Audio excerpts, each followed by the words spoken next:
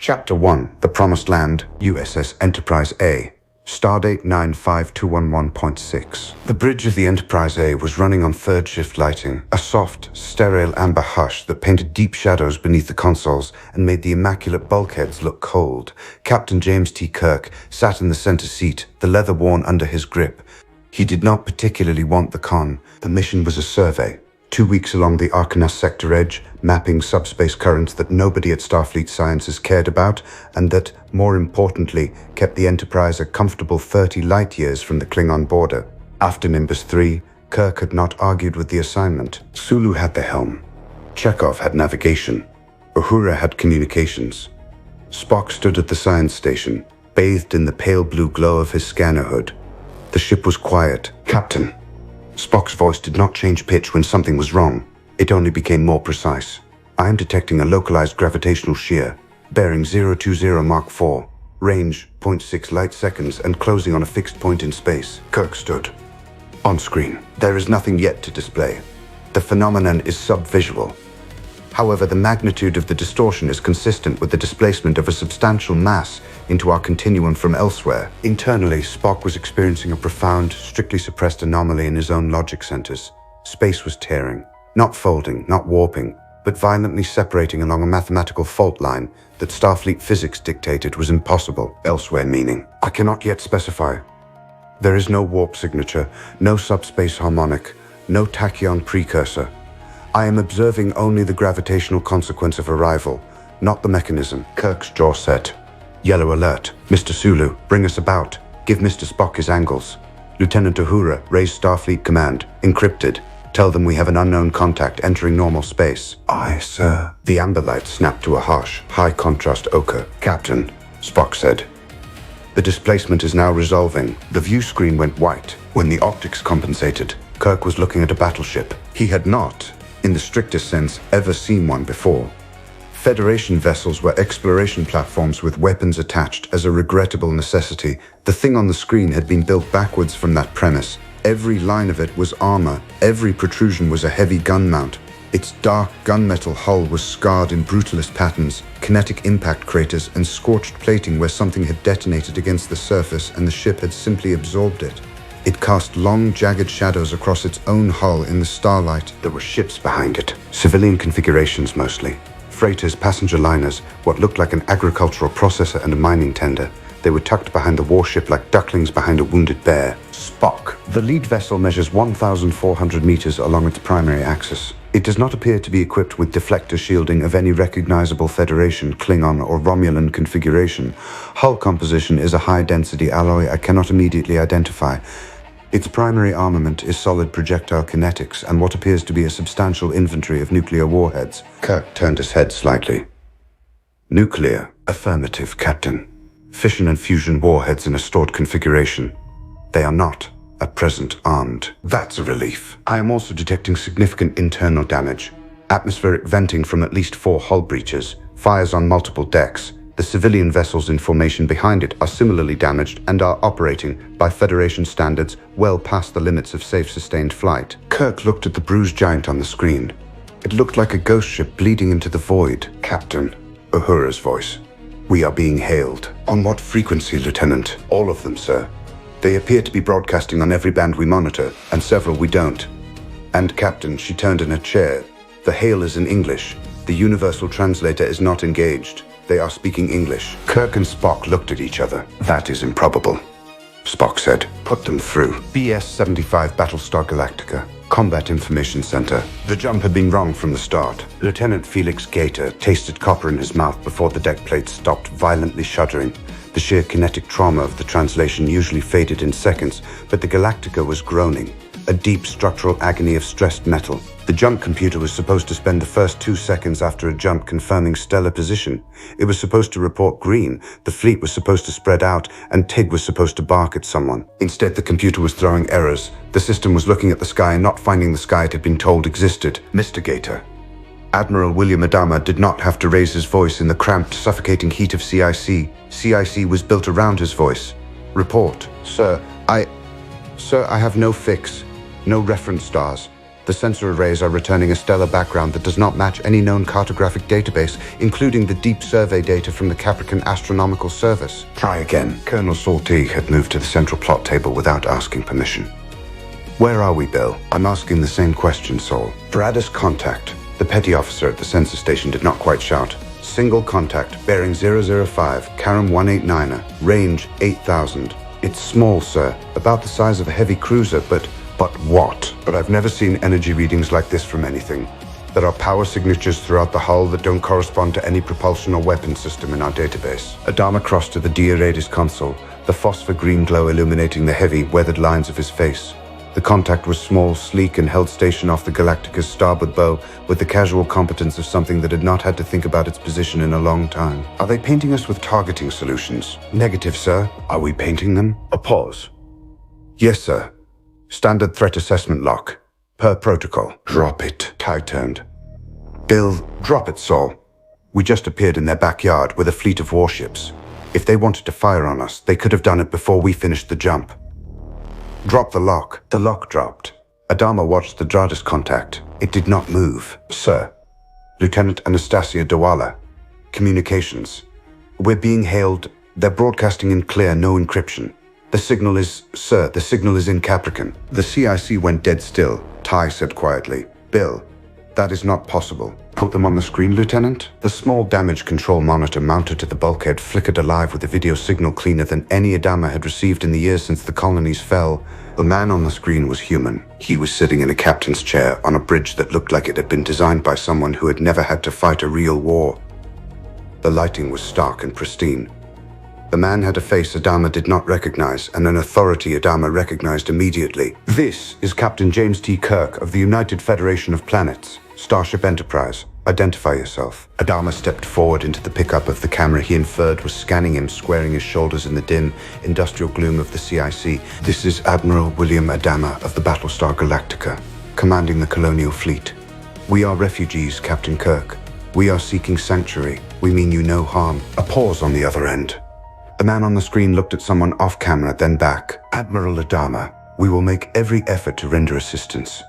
But you are speaking a language that, by our records, has only ever been spoken on one planet. May I ask where you are from? Adama drew a breath. We are from the 12 colonies of Kobol, Captain. We have been searching for some time for a 13th and final colony. A world that, in our oldest scriptures, is named Earth. The pause this time was longer. Admiral Adama, said Captain Kirk, you are presently in the Sol sector. The planet Earth is approximately 11.4 light years from your current position. It is the founding world of my federation. Adama's hand found the edge of the plot table. He was aware of Gaeta turning slowly from the navigation console with the look of a man who had just done the math. He was aware that the war was over, that his people had arrived at the place the scriptures had promised them, and that this Captain Kirk was looking at him with the face of someone delivering news he was not certain his audience would survive. Captain Kirk, Adama's voice was steady. Request permission to speak with your government, Admiral. I think that's the wisest request anyone has made today. Stand by. The screen went to standby. Bill. We found it, Ty said. We found something, Saul. What does that mean? It means, Adama said, staring at the black screen, that the easy part is over. Fly. Wardroom. Galactica. The conference was patched together across two incompatible communication systems. A technical impossibility deferred by Gaeta, and a Federation engineer named Scott. Adama sat at the head of the Galactica's wardroom table, the room wrapped in heavy shadows and the hum of tired ventilation. President Laura Roslin sat to his left. Ty stood behind Adama, on the screen at the far end of the table. Captain Kirk, his first officer, and his chief medical officer. President Roslin. Kirk's voice was careful. The Federation is prepared to render humanitarian aid. What is at issue is the question of what comes after. Sanctuary is a longer conversation. I cannot promise you that conversation will go your way. I can promise you that it will be a conversation, and that I will personally advocate for your population's safety. Roslin nodded once. She was a politician who knew the anatomy of this exact speech. Captain Kirk, before that conversation begins, I think I owe you the full context of what you are taking on. She laid out the facts like blunt force trauma. 12 colonies, 20 billion people, dead. 50,000 alive. Captain Kirk, the Cylons are not what your records will lead you to expect. They began as machines, created by colonial humanity as labor and servants before they evolved. They rebelled, They committed genocide, and they are hunting us. They have not stayed as machines. There are now models that are biologically indistinguishable from human beings.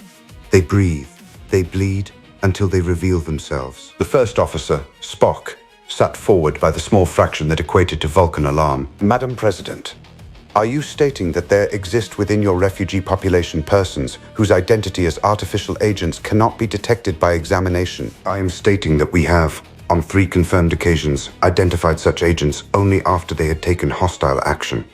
I am stating that we believe there are more aboard our ships at this moment. Dr. McCoy said, "Good God, Captain." Spock turned to Kirk. The Federation possesses no established protocol for the detection of synthetic agents of biologically convincing organic appearance. The introduction of 50,000 persons into Federation space, of whom an unknown subset are hostile artificial intelligences capable of passing standard medical, genetic, and behavioral screening, presents a category of risk for which we have no current countermeasure. Yes, Mr. Spock, I noticed. Kirk turned back to Rosalind. Why are you telling me this? Because if I did not, and you discovered it later, you would never trust us again. We have one chance to be welcome here, Captain. I will not spend it on a lie of omission. Adama felt a rigid tension in his chest settle. It was the recognition of a particular kind of courage. There's one more thing, Spock added quietly. Captain, I have completed preliminary analysis of the genetic samples. The colonial population is human, indisputably so, but they are not descended from any Earth lineage in our genetic record. The divergence point between the colonial human genome and baseline Homo sapiens sapiens is no less than 140,000 years before the present. By every measure we can apply, these are humans, but they are not humans from this Earth. Spock's mind reeled as he stated the fact. It rewrote anthropology. It rewrote the fundamental timeline of sentient evolution in the Alpha Quadrant. Then either our scriptures are wrong about Kobol, or your science is wrong about Earth, Rosalind said. Or, Adama said, humanity is older than either of us has been told. Kirk's expression hardened. Admiral, Madam President, the Federation is, at this moment, in the most fragile diplomatic posture it has held in 25 years. Into this situation, you are asking me to introduce 50,000 humans of unverifiable origin, armed with nuclear weapons, harboring an unknown number of hostile artificial agents, parked in a sector that the Klingons consider contested space. Captain, Adama said, I would not introduce my people into your situation if I had any other option in front of me. I know that, Admiral.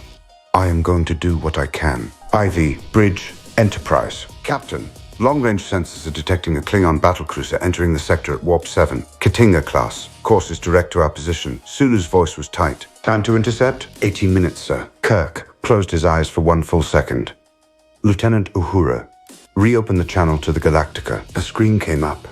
Adama and Rosalind had not moved. Admiral, we have a complication. A Klingon warship is inbound to this position at high warp. They will assume that I have engineered a clandestine military buildup in their border space using a fleet of unknown vessels. How long do we have? Less than 20 minutes. Captain Kirk. Adama leaned forward into the shadows. My fleet has expended approximately 91% of its munitions. If your Klingons fire on us, we will not be able to fight back for long. Admiral, I am going to do everything in my power to make certain that they do not fire on you. But I would ask one favor in return. Power down your nuclear arsenal. All of it. Visibly.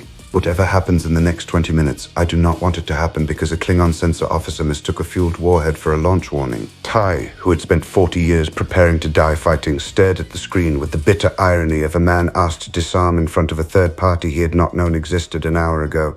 He nodded silently. It will be done, Captain. Mr. Sulu, position us between the colonial fleet and the inbound Klingon vessel, Kirk ordered, sitting back in the center seat. Mr. Spock, prepare a tight beam transmission to the Klingon commander and Lieutenant Uhura. Get me Starfleet Command. Priority 1. Tell them we have a first contact event of historic significance, a refugee crisis of 50,000 souls, an undetectable artificial intelligence threat, and a Klingon battlecruiser 18 minutes out. Tell them I would like guidance. Kirk looked at the silent, bleeding shape of the Galactica on the screen, holding station on his starboard bow, at the broken civilian fleet behind her, at the empty point in space from which a Klingon warship was about to emerge with its disruptors hot. He thought, briefly, of his brother's face. On Nimbus Thur, he thought, briefly, of the kind of week this was going to be. V. Civilian transport, Geminun Traveler. Passenger deck. The man in seat 14C had been watching the wireless broadcast since the contact began. He was not technically named. He had a name on his colonial identification card, but the name on the card had belonged to a different person, and the man in seat 14C had inherited it the way a virus inherits a host. The wireless was reporting first contact. The wireless was reporting Earth. The wireless was reporting Federation and Klingon, and a captain named Kirk, and a fleet of vessels that had crossed unimaginable distances to find Adama's people in their hour of need. The man in seat 14C smiled, very slightly, and folded his hands in his lap. This had not been in the plan. That was acceptable. The plan had always assumed a certain amount of improvisation. The plan had always assumed that humanity would do what humanity always did, which was to find new neighbors and make new mistakes, and the plan had always assumed that the children of humanity, walking in their parents' footsteps, would be there when the mistakes were made. He closed his eyes. He began quietly to compose his report.